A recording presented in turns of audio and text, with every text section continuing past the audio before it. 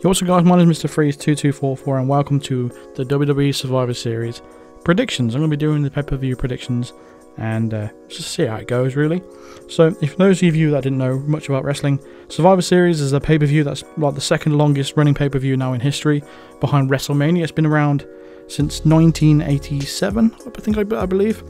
And the main story around Survivor Series itself is based around 5-on-5 elimination tag team matches. That's been like the staple since since forever really.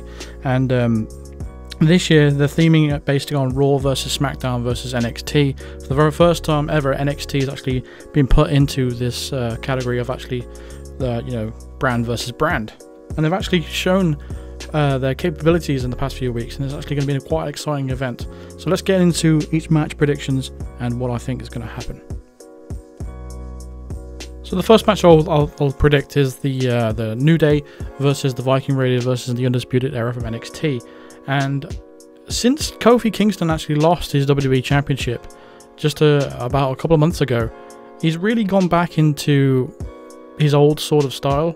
Like, he's gone back to how he used to be, and he's sort of like, I don't know, he doesn't really stand out as a main eventer anymore, and they've already put him back into the whole tag team scene, especially when Xavier Woods is injured right now. So they've gone and put the tag team titles back onto the New Day. I think they're 7-time champs now, but I really don't fancy their odds during this match. I think the NXT guys will put up a good fight, but overall I think the Viking Raiders are probably going to take this. They've been booked very strong over the past few months. I think they've only lost once, and I think that was at the Saudi Arabia event, which is a very strange defeat as well. But I'm going to go for the Viking Raiders for this one. I think they're going to be winning one for Raw.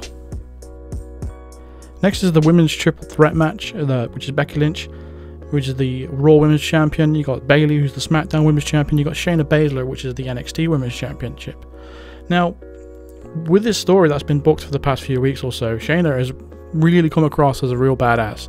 I think she's a former UFC fighter, if I'm not mistaken, and she really does come across that way, and she does come across as quite intimidating, but it's actually really been quite good and intriguing actually. But every single time she seems to be any sort of kerfuffle with Bayley, Bayley seems to be getting her ass handed to her every single time this happened, and she's the cowardly heel after all. But I really want Bayley to win this, just because of that sort of case. You usually think the person that gets beat on the most throughout the feud usually is the one that picks up the win. However, I think because the booking Shayna is so strong, I think they want NXT to have a good seeing here at this pay-per-view. And I don't think Becky Lynch is actually going to win this, because she doesn't need to get pushed or anything at the moment. So I'm going to go for Shayna Baszler for this one. Next one, I think, is quite an obvious winner, really. You've got AJ Styles as the United States Champion, Roderick Strong, which is the North American Champion from NXT, and you've got Shinsuke Nakamura, which is the Intercontinental Champion from SmackDown. Now, considering what a big star AJ Styles is in the company right now, I really do not see another winner, really, when it comes to these other guys. Roderick Strong, yeah, he's a great wrestler, but then you got Shinsuke Nakamura, which is really... He's held the Intercontinental title for quite a while now, but he hasn't really done anything with it while he's held that title. His days as being one of the best wrestlers in the world has gone past him now, because he's actually played it quite safe when it comes to wrestling. He's gone to be, I don't know, I don't think he's all that anymore. And when it comes to this sort of match, I really do think AJ Styles is going to pick up the win quite easily here. I don't see any other outcome when it comes to this. Next, you got the 5-on-5 women's elimination match. So for Team Raw, you got Charlotte Flair, Natalya, the Kabuki Warriors, and Sarah Logan.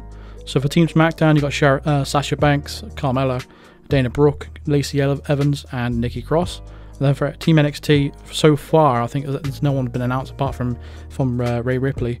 So apart from her, I don't even know what the NXT team's going to be.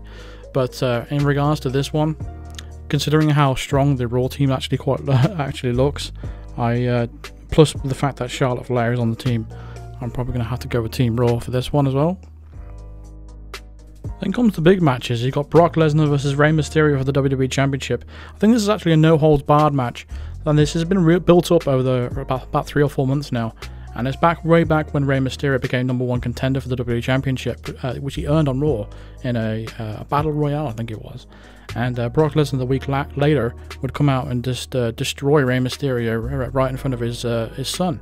And I think the same episode, he actually destroyed his son as well.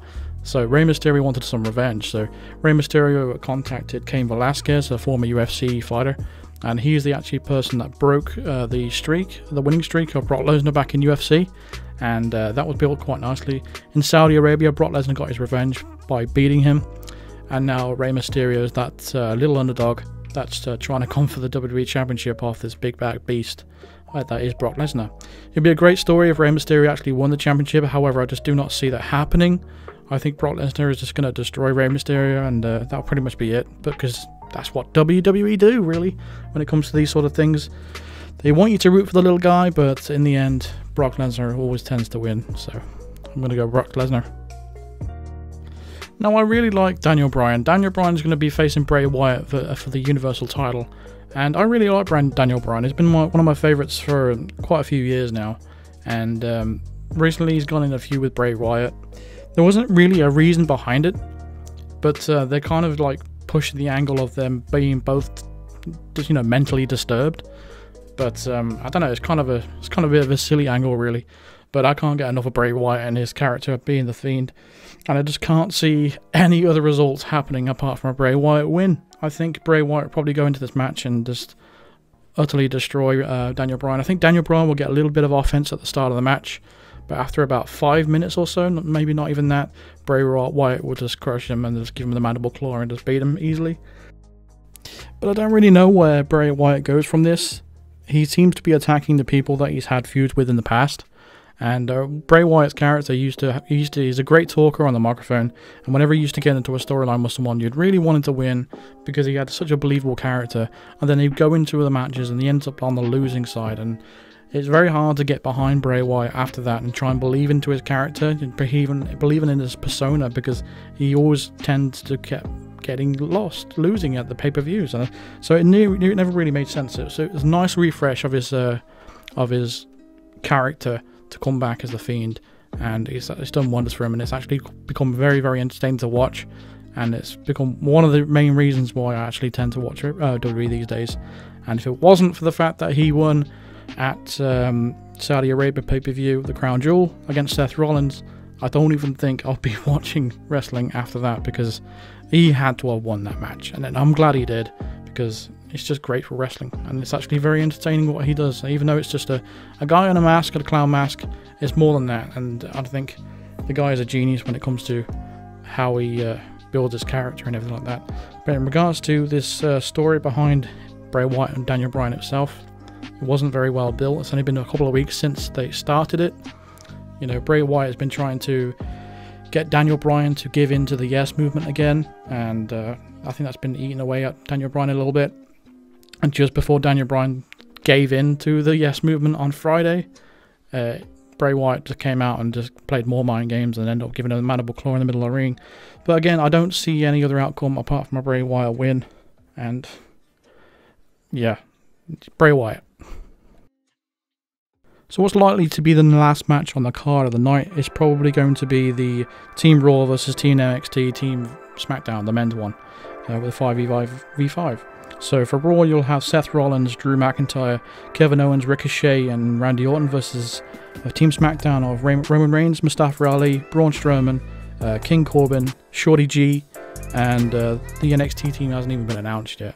I think it will include Tommaso Ciampa, but I don't know why they haven't revealed all the teams for this pay-per-view. It's kind of weird booking, really. But I'm probably going to go for the SmackDown team.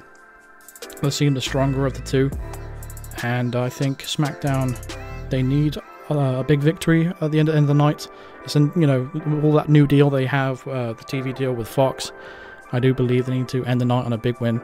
And I think this will come with probably Roman Reigns standing over Seth Rollins at the end of the match, probably.